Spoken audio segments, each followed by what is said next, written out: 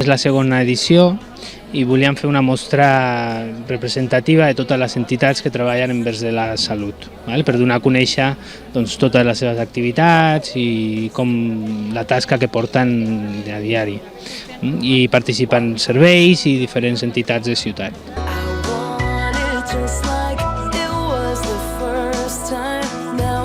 Nosaltres som PICAM i som a Prevenció i Informació Càncer Molins.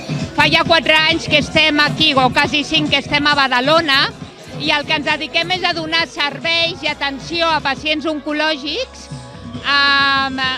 i tots els nostres serveis són gratuïts per ells. Sobretot ens dediquem a aquelles persones que més necessitats tenen, no?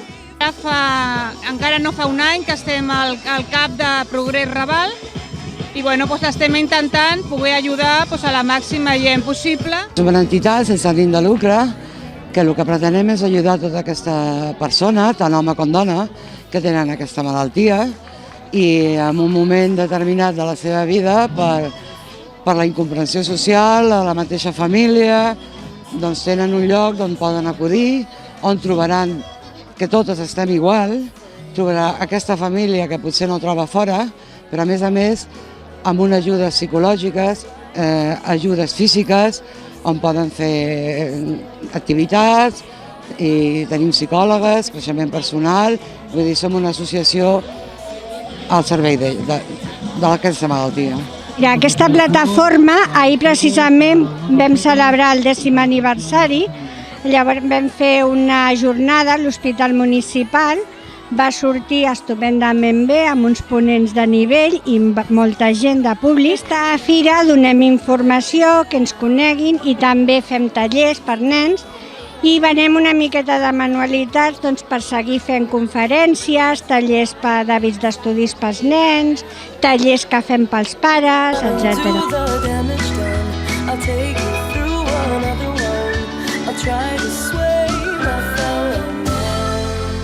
Estem a Can Cabanyes, a la Seu, i nosaltres el que fem és que fem acollides a persones que han tingut o tenen càncer o l'han patit, càncer de mama o qualsevol càncer, perquè avui en dia tampoc hi ha tantes associacions que diferencin els càncers. O sigui que si ens ve una senyora amb càncer d'estómac també l'acceptem.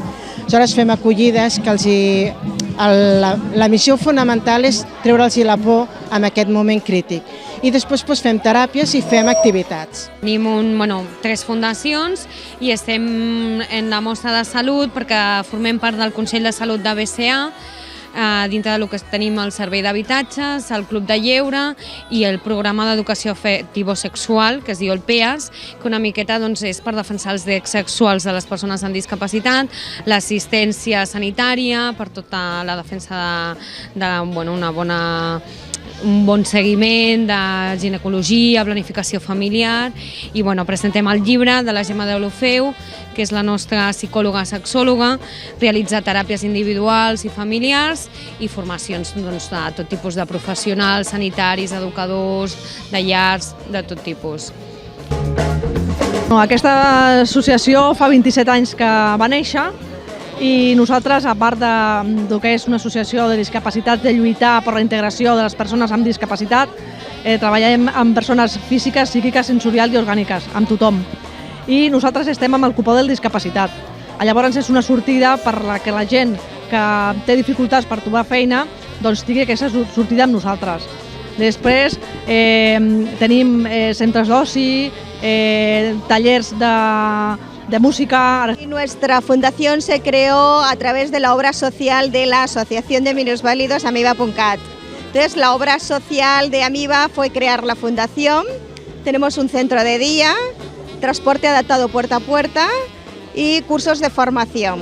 El que fem a l'associació, bàsicament, és oferir assessorament en les fases de la malaltia, oferir informació i, sobretot, estratègies per poder portar la malaltia molt millor als familiars, perquè és important que els familiars tinguin clar que s'han de cuidar molt per poder cuidar el malalt. En les diferents fases és una malaltia moltes vegades molt llarga, que té molts símptomes que a vegades són difícils de gestionar pels propis familiars. I una miqueta ens adrecem amb ells perquè puguin saber cuidar sense descuidar-se.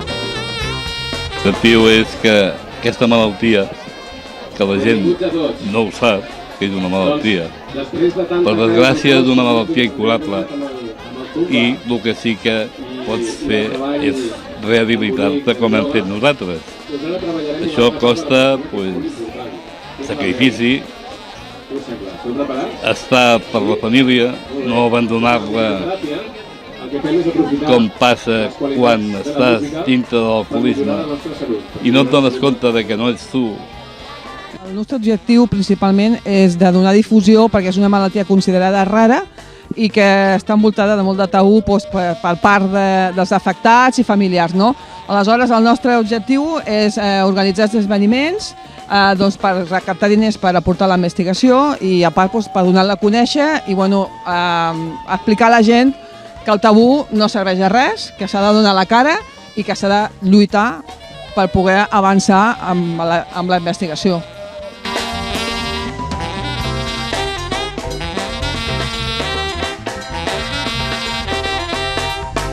Sobretot presentar activitats més lúdiques i activitats des d'activitats infantils, com per exemple pot ser un contacontes o gincames o tallers, activitats de promoció de salut, hi ha consells d'hàbits d'alimentació, també tenim per exemple aquí al costat, al CEM estan fent un taller de massatge infantil, però també hi haurà exhibicions de balls i exhibicions d'una coral, exhibicions diverses d'activitats que també tenen a veure amb la salut. Aquesta activitat bàsicament consisteix en una mica de conèixer l'ergonomia i les bones postures, sobretot en les ames de casa, que sembla que sigui una tasca que no fa malbé l'esquena o que no pot ser danyina i realment moltes vegades hi ha hàbits molt dolents. Nosaltres el que fem és parlar de lo que són els factors de risc cardiovascular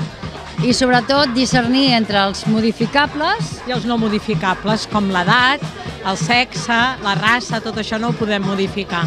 I llavors les eines que tenim per poder arreglar sobretot els que són modificables. L'arbre dels actius de salut, la idea és que cadascú que vulgui amb una tarja posa coses que li fan sentir bé i les pengem en l'arbre i després valorarem ja de tot. Hi ha que posar més coses a nivell emocional, hi ha tot, i coses d'activitats que fan i amb una idea de tenir coses en positiu. Al nostre espai el que estem promocionant és dins dels hàbits de vida saludable, parlem del pes, de l'índex de massa corporal i a vegades ens pensem que per tenir un índex de massa corporal baix o alt ja està tot dit i també és important parlar del que és el tema del greix corporal. Llavors hem tingut la sort que hem pogut portar una màquina que ens mesura el greix corporal i amb això podem donar informació a la gent de què és el que poden fer a nivell del seu pes i de la seva massa muscular i greix per sentir-se millor i estar més saludables.